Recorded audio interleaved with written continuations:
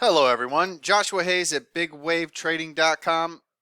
I love coming to you guys on the weekend and having a good trade idea for you. Last weekend it was PLTR. That trade did trigger. I did get filled, but so far we're not having that explosive move to the upside that I like to see, guys. So my final stop remains at 23.57, but everything's good for now. But I'm still going to adhere to that tight stop because if PLTR fails here, I assume it's going to need another lengthy consolidation.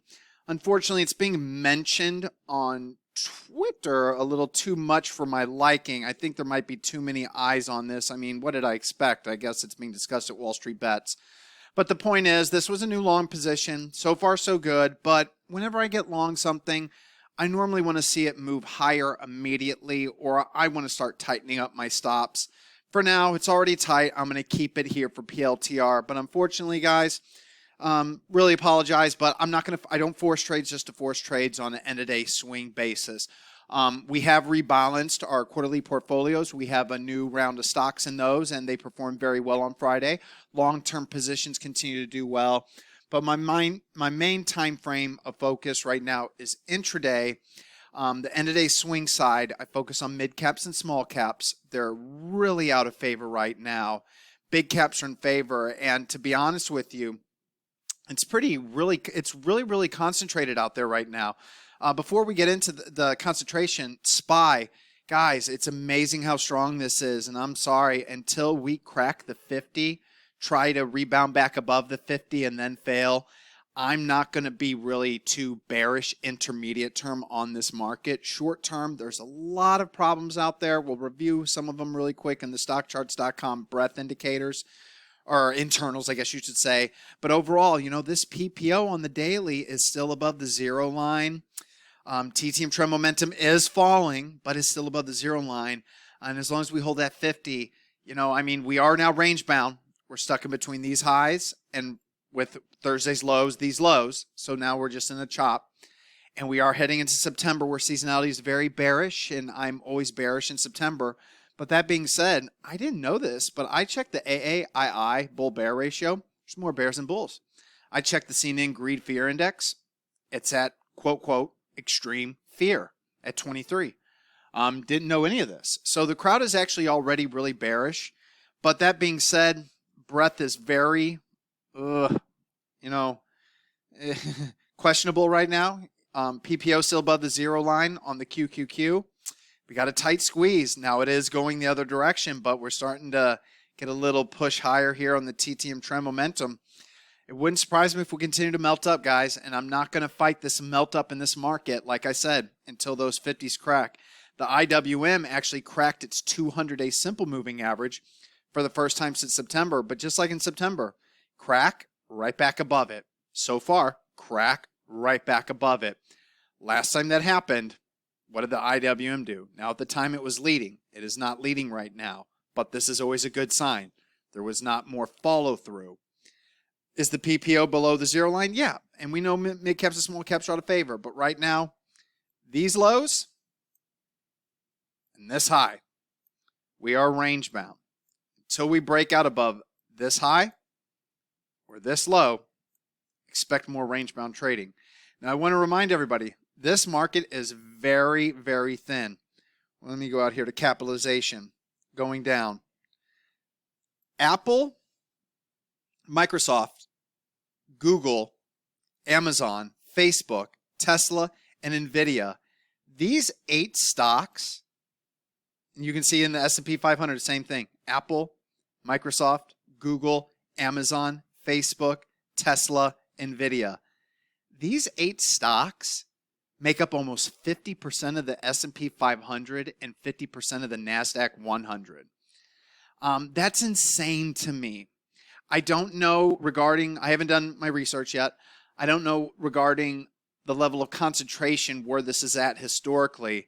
But right now, guys, with the way that this market is acting with everything out of favor, these are the stocks you need to be focused on. Now, Apple is currently in a nice squeeze, and it is actually right above its 21 EMA.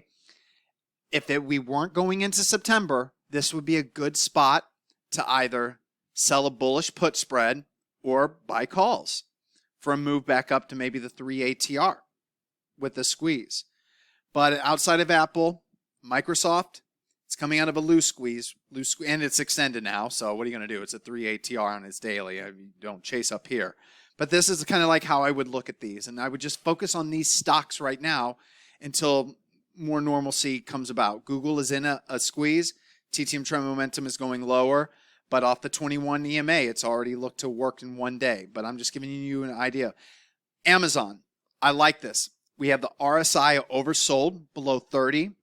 We're near the 3 ATR of the Keltner 21 EMA channel. So with Amazon, this hammer is already an actionable point for me to start with some bullish put spreads, selling some for credits. But you normally want to get another candle that confirms that you've got a low here. And normally it ends up being a candle over candle. But Amazon, it's kind of interesting here. Seems very oversold to me. Don't have a signal yet. No squeeze. But we are starting the slingshot move in the TTM trend momentum. But I just want to show you Facebook consolidating. See how that one goes. Tesla pulling back. It's holding its key moving averages. I know these charts are noisy, but it's basically all moving average lines that you see here, guys. Actually, normally I don't even have this one highlighted, but that's the 5, 8, 13, 21. There's a lot on here, guys. 34, 50, SMA, and 20. I got to admit, there's a lot, but there's a reason for this. I look at EMA stacks, squeezes, whatever. But these are the stocks, man. This is it. This is all that this market is about right now. It's just these stocks, and that's why for this weekend, I don't have any new long signals. Because like I said, my focus is small cap, mid caps. Now, if I get big cap signals, I give you guys big cap signals. But unfortunately, heading into Monday, we don't have any. I wouldn't fight this market uptrend. I'm just worried seasonality-wise as we head into September that we could have another weak September based on the internals.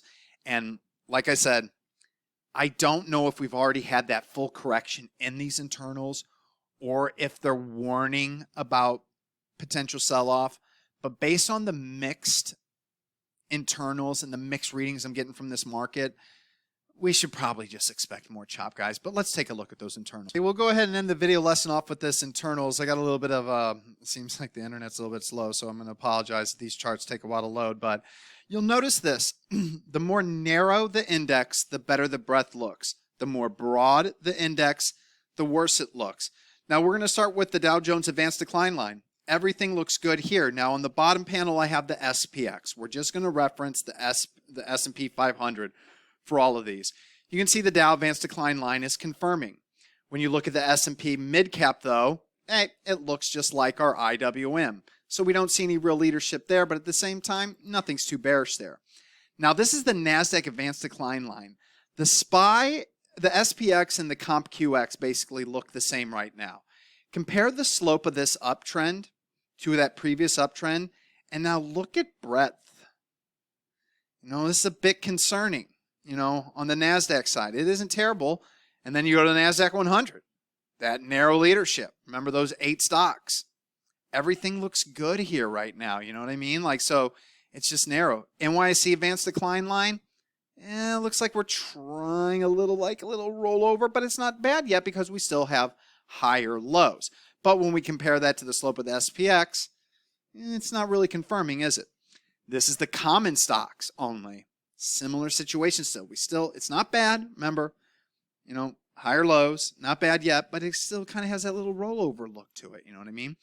The S&P 100, hey, narrow index, looks fine. The small cap Advanced Decline line, just like the IWM, not really going anywhere. Doesn't look bullish, doesn't look bearish. The S&P 500 Advanced Decline line, looks okay. Everything looks fine here. I have no issues with it.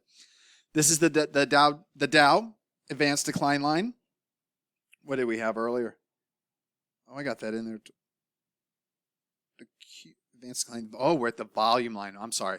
This is the volume line. Now you notice, doesn't look as bullish as the Advanced Decline line. A little bit of negative divergence there, but it's not bad yet. There's nothing really bad in this chart. The mid cap advanced decline volume line looks the same as the breadth line. Choppy. The NASDAQ advanced decline volume line looks fine. No issues there. NASDAQ 100 advanced decline line, volume line looks fine. The New York Stock Exchange advanced decline volume line. Doesn't look the same. Like I said, guys, a lot of mixed messages out there. And, there's, looks weak while the S&P moves higher. It's a mixed message. S&P 100 advanced decline volume line looks fine. S&P advanced decline line for the small caps looks the same as all the other small cap readings we get. S&P 500 advanced decline volume line, once again, it's not really confirming that uptrending recent slope that we've seen in the S&P 500. This is the NASDAQ 100 up volume minus the NASDAQ down volume. Looks fine, but in the short term, there's a little bit of a lower high, but that confirms with the recent pullback in the Qs.